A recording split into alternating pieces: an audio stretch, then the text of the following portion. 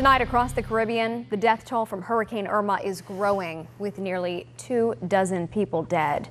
I'm Anna Manuel. And I'm Mark Edwards. Thanks for watching Fox 30 News at 9. At this point, President Trump says the U.S. is, quote, prepared at the highest level to deal with the monster storm. Meanwhile, in Florida, Governor Rick Scott warning South Florida residents they have just hours to safely evacuate. Fox News correspondent Joel Waldman in Miami monitoring the latest developments in our top story.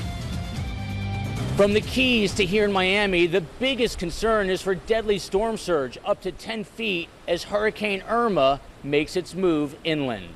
I ask everyone in the storm's path to be vigilant and to heed all recommendations from government officials and law enforcement. With a path of death and destruction in its wake across the Caribbean, Hurricane Irma weakened to a Category 4 storm Friday. But don't let that fool you. It still remains a major hurricane that appears bound for Florida this weekend. The majority of Florida will have major hurricane impacts with deadly storm surge and life-threatening winds.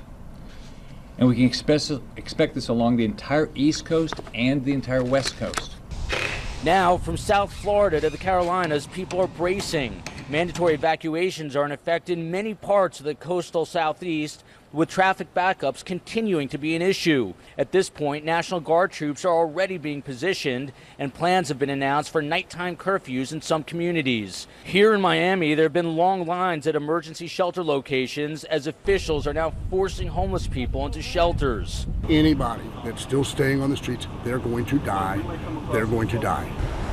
Final flights have also been departing Florida airports, leaving many stranded travelers unable to get seats. 10 minutes before boarding time, they just canceled the flight without giving us any explanations whatsoever. The Navy is now moving in an aircraft carrier and other ships for humanitarian relief if needed for Hurricane Irma.